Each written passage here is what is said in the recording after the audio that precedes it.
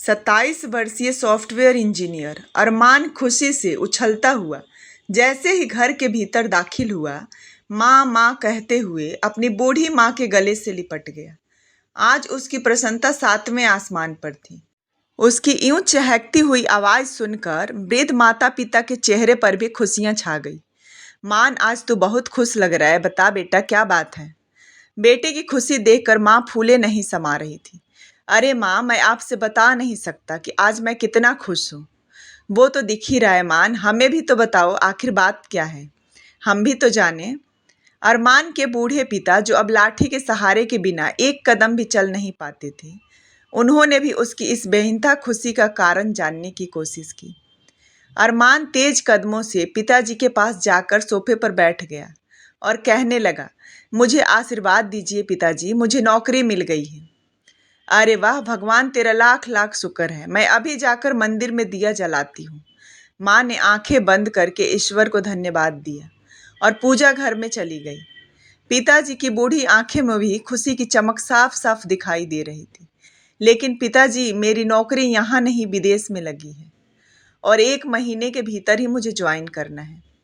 तो इसमें क्या समस्या है मान, ये तो बहुत बड़ी खुशखबरी है। आज तुमने गर्व से हमारा सीना चौड़ा कर दिया है। पर अरमान के चेहरे पर अब खुशियों की जगह चिंता की लकीरें थी। ओह, अब समझ में आया तुम्हें, हम दो बूढ़ा बूढ़ी की चिंता सता रही है ना, कि तुम्हारे बिना हम दोनों कैसे रहेंगे। नहीं नहीं मान, हमारी फिक्र बिल्कुल भी मत करो, तुम्हारी खुशी में ही हमारी खुशी है। पिताजी की यह बात सुनकर अरमान असमंजस में पड़ गया कि क्या कहे और कैसे कहे, कि बात कुछ और ही है। तभी माँ ने खुशी खुशी कमरे में प्रवेश किया। हाँ मान, तुम हमारी तरफ से बिल्कुल निश्चिंत रहो, हम सब संभाल लेंगे बेटा, तुम खुशी खुशी विदेश जाने की तैयारी करो। और फिर रिधिमा भी तो है, वह भी आती जाती रहती है। माँ ने भी अपनी बात कहते हुए अरमान को निश्चिंत रहने की सलाह दी। पर माँ, बात वह नहीं है जो आप समझ रहे हैं। अरमान के चेहरे की रौनक अचानक से गायब हो गई थी। चिंता की लकीरों ने उसे कसकर जकड़ रखा था। फिर क्या बात है बेटा, एक बार कहो तो। जब तक तुम कहोगे नहीं तब तक समस्या का समाधान नहीं निकलेगा। माँ, दरअसल विदेश जाने के लिए मुझे 10 से 12 लाख रुपयों की जरूरत है। उसका इंतजाम कहाँ से होगा। अरमान की बात सुनते ही बूढ़े माता पिता के चेहरे की हंसी भी गायब हो गई। माँ, पिताजी, अगर आप लोगों को बुरा न लगे तो मेरे पास एक युक्ति है। बुरा क्यों लगेगा बेटा, तुम कहो तो। मान, तुम हमारे इकलौते लाडले बेटे हो, तुम्हारे लिए तो हम कुछ भी करेंगे। पिताजी ने युक्ति जाननी चाहिए।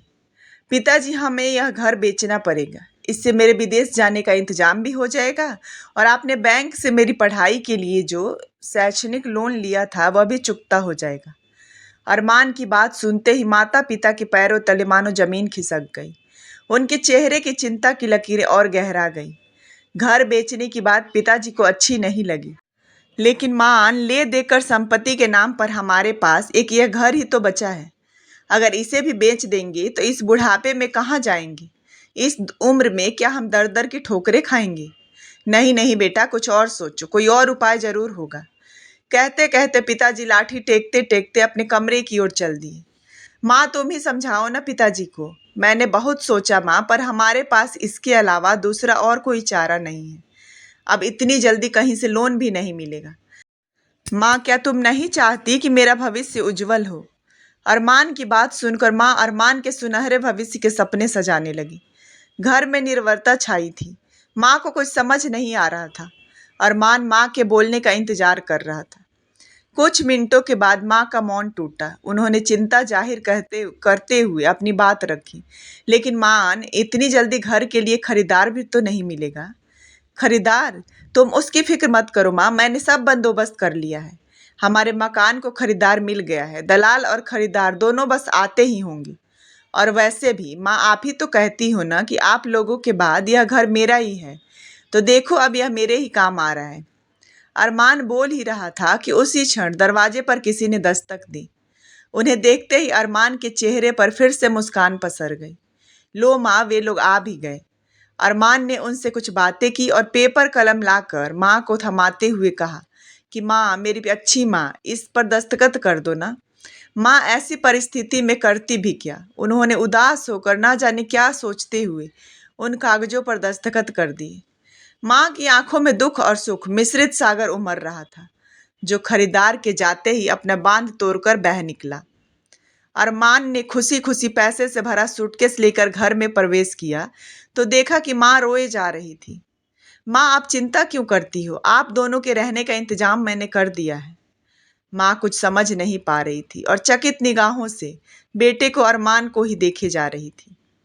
पैसों का सूटकेस अलमारी में संभाल कर रखते हुए मान बोला कि माँ, पास ही में एक बहुत बढ़िया वृद्धा आश्रम है। मैं उसके मैनेजर से भी मिल आया हूँ। आप लोगों के रहने सहने का बहुत बेहतरीन इंतजाम है वहाँ। आप दोनों दिन भर इस घर में अकेले परे परे उब जाते हैं। मस्ती मजाक में आपका दिन कैसे कट जाएगा वहाँ आप उसका अंदाजा भी नहीं लगा सकते। माँ, वहाँ आपको आपकी उम्र के ढेर सारे लोग मिलेंगे। चेहरे पर झूठी मुस्कान सजाए माँ भीतर ही भीतर टूट रही थी, लेकिन उनके टूटने की आवाज उसके इकलौते बेटे को कानों तक नहीं पहुंच रही थी। कुछ हफ्तों बाद अरमान विदेश चला गया। बूढ़े माता पिता की आंखों के जिस इकलौते तारे अरमान ने उन्हें वृद्धा आश्रम की दहलीज दिखाई, उसने विदेश जाने के बाद उनकी सूध लेने के लिए एक चिट्ठी भी कभी नहीं लिखी। कुछ दिनों बाद इन सब बातों से अनजान उनकी बेटी रिधिमा जब अपने माता पिता से मिलने उनके घर पहुंची, तो पड़ोसियों ने उस कलयुगी बेटे की सारी करतूत बता दी। रिधिमा डबडबाई आंखों से दौड़ी दौड़ी वृद्धा आश्रम पहुंची तो देखा कि उसके वृद्ध माता पिता एक बेंच पर एक दूसरे का हाथ पकड़े हुए बैठे हैं। रिधिमा अपने माता पिता को देखकर दौड़कर उनसे लिपट गई और उनको समझा बुझाकर अपने साथ अपने घर ले आई।